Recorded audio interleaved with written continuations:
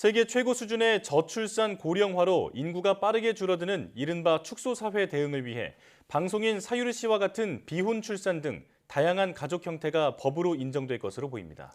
우리 경제 사회를 뿌리째 흔드는 인구 지진 문제에 대한 정부의 대응 전략이 발표됐습니다.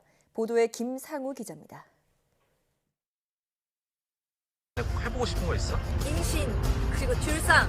방송인 사유리 씨와 같은 비혼 출산과 비혼 동거 등 다양한 가족 형태를 법적으로 포용해서 양육과 부양, 교육 등의 지원이 추진됩니다. 이를 위해 혼인과 혈연, 입양으로만 규정된 현 건강가정기본법의 가족 개념을 확대하는 방향으로 법 개정이 추진됩니다. 법령상의 가족 개념 확대를 추진하여 다양한 가족 형태를 포용하고 1인 가구 대상 소득, 주거 서비스 등 지원을 강화하며 법 제도상의 차별 해소도 추진해 나가겠습니다.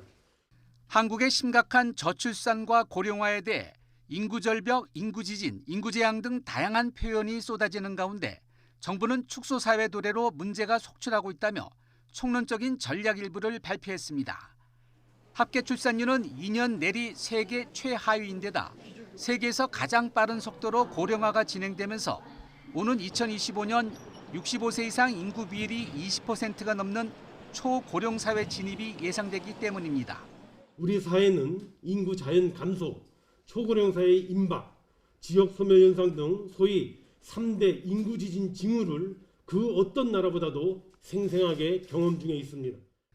정부는 축소사회 대응을 위해 자녀 돌봄 서비스를 온종일 제공하고 또 의료기관 전담팀이 고령 환자 등을 찾아 의료 등의 서비스를 제공하는 재택의료센터와 비대면 진료의 도입과 외국인 인재에 대한 비자 발급 확대 등을 추진하기로 했습니다.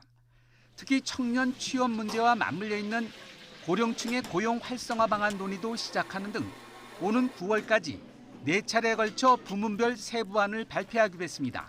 YTN 김상호입니다.